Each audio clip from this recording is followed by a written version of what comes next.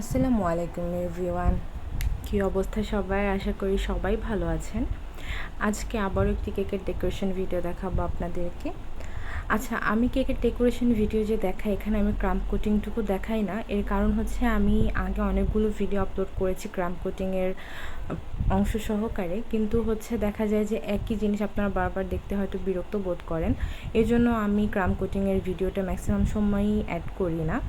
আপনারা যারা আমার ইউটিউব চ্যানেলে নতুন, তারা চাইলে আগের ভিডিওগুলো দেখতে পারেন, সেখানে আপনারা ক্রাম্প কোটিংয়ের ভিডিও পেয়ে যাবেন। যাই হোক, আমি এই কেকটা রেডি করছিলাম একটা আপুর জন্য। এই আপুটা আমার রেগুলার ক্লায়েন্ট। আপু আমার কাছ থেকে মাঝে মধ্যেই কেক অর্ডার করে, তবে এই কেকটা আপুর জন্য স্পেশাল ছিল। আপু যখন আমাকে এই কেকটার জন্য নক করেন, আপু আমাকে বলেছিলেন যে এটা হচ্ছে তার জন্য অনেক স্পেশাল।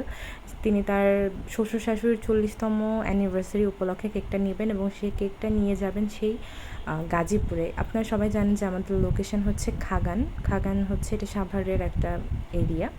তো আমাদের এখান থেকে সে গাজীপুর একদম শেষ মাথায় নিয়ে যাবে। আপু আমাকে বলে দিয়েছিলেন যে শুধুমাত্র আপনার কেক আমার পছন্দ বলে আমি এই কেকটা আপনার এখান থেকেই নিয়ে যাব। এটা আমার জন্য আসলে অনেক বড় একটা অর্জন, কারণ আমার এখান থেকে আপু কেকটা নিয়ে যাবে। অনেক জায়গায় কেক পাওয়া যায়, আপু চাইলেই অন্য কোথাও থেকে অর্ডার করতে পারতেন, হয়তো তার গাজীপুরের কাছাকাছি কোথাও থেকে অর্ডার করতে পারতেন, কিন্তু আপু আমার কাছ থেকে কেকটা অর্ডার করেন এবং এই কেকটা উনি নিয়ে গিয়েছিলেন তার শ্বশুর শাশুড়ির জন্য সারপ্রাইজ হিসেবে।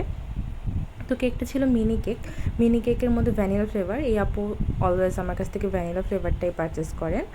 তো এই ডিজাইনটা আপু আমাকে দিয়েছিলেন। আপু আমাকে বলেছিল যে আপু এইটার মানে একটা রেফারেন্স পিকচারটা দিয়েছিলেন, বলেছিলেন যে এইটার মতোই জাস্ট মিনি, মানে একদম 300 গ্রামের যে কেকটা হয় আমাদের, সেই কেকের মধ্যে করে দিতে।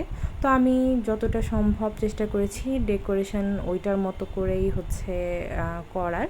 তো আমি পুরো কেকটাকে প্রথমে হোয়াইট ক্রিম দিয়ে কভার করে নিয়েছি। এখানে একটা পার্পল অ্যান্ড হোয়াইট শেড ছিল সাইডে, এই জন্য আমি কিছুটা পার্পল কালার কেকের ক্রিমের সাথে মিক্স করে নিয়ে এরপর আমি সেই পার্পল কালারটা নিচের অংশে জাস্ট দিয়ে নিয়েছি। এরপর উপরের একটা স্পাইরাল ডিজাইন দিয়ে নিয়েছি চামচের সাহায্যে। এটা অনেকে প্যালেট নাইফের সাহায্যে দেয়, কিন্তু আমি আসলে চামচের সাথে দিতে কমফোর্টেবল। তো এরপর আমি সুন্দর করে সাইড দিয়ে যে একটা ওয়েভ ডিজাইন হয়, সেই ওয়েভ ডিজাইনটা দিয়ে নিয়েছি। এই ওয়েভ ডিজাইনটা আমি আগে দিতে পারতাম না, কিন্তু এখন আল্লাহর রহমতে শিখে গেছি কীভাবে ওয়েভ ডিজাইনটা করতে হয় এবং এটা অনেক সুন্দর লাগে দেখতে এবং সময়ও অনেক কম লাগে।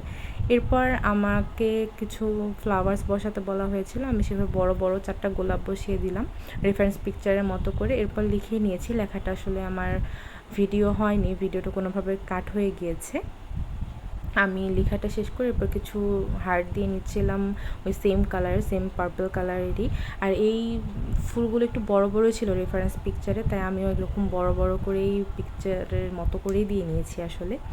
আর আমি কিছু গোল্ডেন ফয়েল দিয়ে চারপাশে দিয়ে দিয়েছিলাম এবং কিছু গোল্ডেন সুগার বলস ইউজ করেছি উপরে, যেরকমটা আর কি রেফারেন্স পিকচারে ছিল।